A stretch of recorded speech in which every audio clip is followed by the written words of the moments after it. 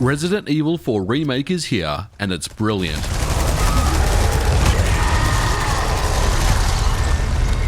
You got worms too? RE4 Remake, as we will call it from now on, is everything that I ever wanted the original to be. You see, I have a bit of a confession to make. I'm not a huge fan of the Nintendo GameCube. The system just didn't connect with me in the same way as the PlayStation 2 or even the original Xbox. But I can't deny that RE4 on the GameCube is one of the very best games to ever grace video games. Although it was a change in the formula from survival horror to more action-based, it still uses the familiar tank controls from the previous games.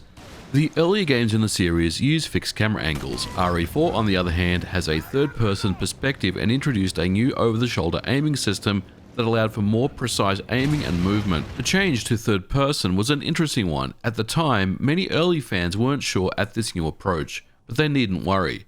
RE4 turned out to be a masterpiece that not only redefined the survival horror genre, its blueprint is one that's used in modern action-adventure titles to this very day. But what makes Resident Evil 4 Remake so amazing? Well, it's been 18 years since the original, and RE4 Remake has differences that for the most part are welcome enhancements.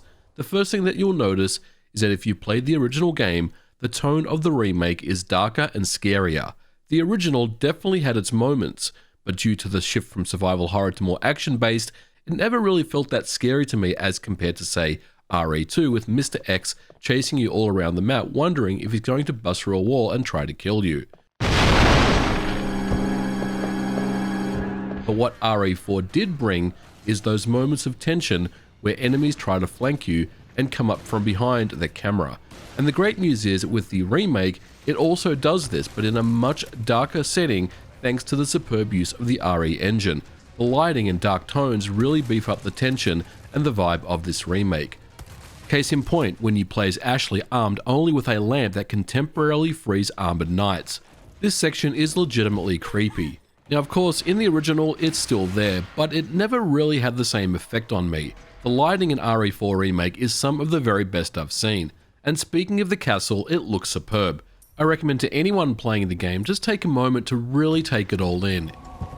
Que los muertos se consagren al Señor.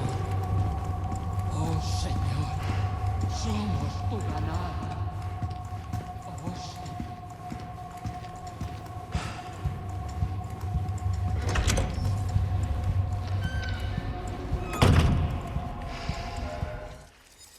One of the very first things that you'll notice when you begin playing the remake is that the game starts at nighttime as compared to daytime in the original. Right off the bat, this really sets up and creates the mood of the very first level in the village, and it's something that is really memorable, and I really appreciate the way that the designers came up with the idea to begin the game in a nighttime setting and gradually enter early morning as you approach the village.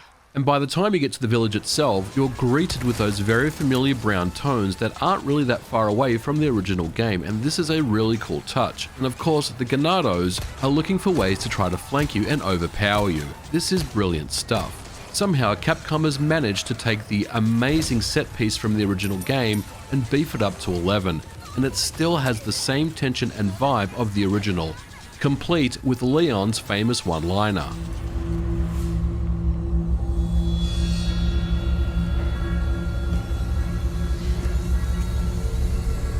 Where's everyone going? Bingo? Now, we could talk about how amazing the vibe and the tone of the remake is, but let's move on to the combat system because this also has been beefed up significantly. The new parry mechanic is here and it rules.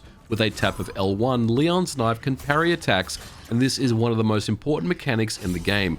It does take some getting used to, as the first instinct is just to move back or dodge, but parrying can save you from fatal attacks and is worth taking the time to master.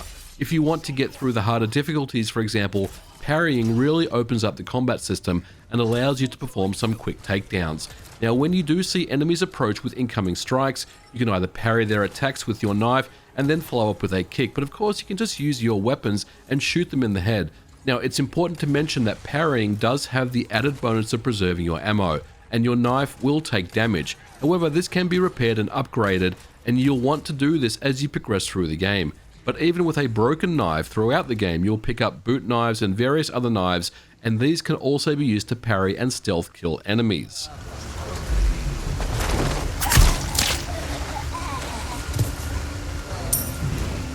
Now, it goes without saying this is 2023, but now in the RE4 Remake, you can move while you shoot.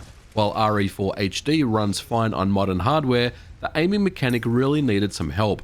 In the original, you can only aim while stationary, and attempting to move Leon only adjusts the camera, and this does feel quite outdated by modern standards.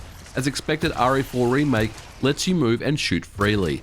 Now you might be thinking to yourself, would this trivialize the encounters? Well, sort of, you might be right. Of course, it does make things somewhat easier, except for the fact that in RE4 Remake, it seems like Capcom increased the number of enemies that want to kill you, especially as you progress further into the game and difficulty settings.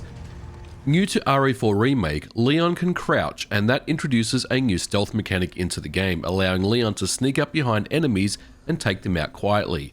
Now, stealth kills are a nice complement to the gameplay, but it's not something that you'll be doing often. However, I do say that this is an important addition to the game because taking out as many enemies as possible quietly can tip the odds back in your favor, especially if your ammo reserves are low. Now, another important addition to this game is that you can easily switch weapons with the D-pad, and this is a big departure from the original Resident Evil 4, where you basically had to select your inventory screen, equip the weapon there, and then go back into the game. This time around, the gameplay never stops, and it's a lot more frenetic and a lot more chaotic as you're quickly scrambling to switch weapons, especially if you've run out of ammo on your main weapon, and this is a really cool feature, and it just keeps up the pacing of the game superbly. Your father trusts me, and I need you to trust me too. We also need to talk about the character models and voice acting in the remake. I personally think that they are all great. I even really like Ava's character and voice in the remake. Now, I know some fans of the remake have expressed disappointment over this, but I think it's actually really good. In fact, if anything, my biggest disappointment is Ramon Salazar in the remake. While I do like the character, I felt like the original Salazar really captures the essence of the character way better. Of course, just my opinion. Now, as far as RE4 Remake is concerned, all these changes are all welcome additions, and there is a fear that doing too much can change the overall structure and feel of the game, and that can turn fans of the original away. That sense of exploration and wonder the very first time you played RE4 was something truly special, and with the remake, for me personally, I'm happy to report that I felt those things all over again. With some remakes, they try to do this, but many prefer the original game.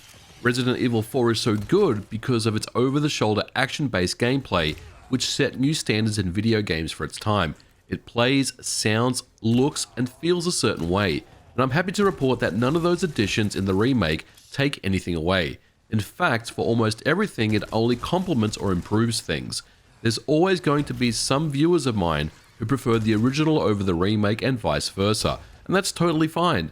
I don't believe the remake is setting out to replace the original, rather it offers a choice of which one that you want to play. And as a remake, this is a blueprint of how to respect the original vision of the game, not taking anything away and improving on it, at least for the most part. The boss fights in RE4 Remake are all fantastic. There's almost everything here except for one boss fight that was removed, and I think that was totally fine. Again, some diehard RE4 fans may be disappointed by this, but Capcom probably wanted to keep the pacing of the game moving along. And I can tell you, as someone who's completed a third playthrough of the game, I don't think this is a big deal. On standard difficulty, the bosses aren't too challenging to get past, but I personally had a lot of trouble on the Salazar boss fight. But on my second run, I was prepared and had a maxed out rifle and scope and took him out in minutes. Learning the bosses and coming back on your next run to really mess them up is a great feeling. And that's another thing that I wanted to touch on. This game, like the original, has a ton of replayability. Sure, you can play the game through once and have an absolute blast, but the game offers incentives for you to go back and replay the game multiple times. For example, I really wanted to get the infinite ammo rocket launcher, which is unlocked after you beat the game for the first time. But of course, it's quite expensive, costing 2 million petas. But once you actually get it, you're an absolutely unstoppable machine, and this really opens up the door for really good speedrunning attempts. I ended up beating the game in less than 5 hours on my first attempt with a rocket launcher, and I've seen other friends of mine beat the game in about 3 hours or less. And of course, you can also do cool things like unlock new costumes and accessories for your character models, and basically goof around. It's really fun to play, and it's really fun to go back and race through the game and really mess up bosses that were giving you trouble the first time around. Okay, you get it by now. Resident Evil 4 Remake is an absolute masterpiece. It's a remake done right, and there is no part of the game that doesn't fit the original vision. When I look at games like RE Village, you can see that the opening set pieces and castle take a lot of influence from Resident Evil 4. It's just the latter part of Village really kind of lost me. RE4, however, takes you on an amazing journey of the Spanish countryside, the church, the castle, the mines, the military facilities, the mini-games, the shooting gallery. Every section of RE4 Remake fits the story, and its survival horror mixed with those cheesy one-liners, everything just works perfectly. If you never got into RE4 originally, I recommend that you give the remake a try. It will click with you and offer one of the very best games in 2023 and one of the very best remakes ever. It's just that good. And with that, we're going to leave it here for today's episode, guys. I hope you enjoyed this look at RE4 Remake. I have not been feeling well over the last week, so I did want to play through the game a few times and just give you my thoughts, but we'll be going back to kind of regular traditional MVG videos over the coming weeks. But let me know your thoughts about RE4 Remake in the comments below. Do you like the remake or do you prefer the original? But for now, we're going to leave it here for this episode. Thank you so much for watching. If you liked it, please don't forget to leave me a thumbs up, and I'll catch you guys in the next video.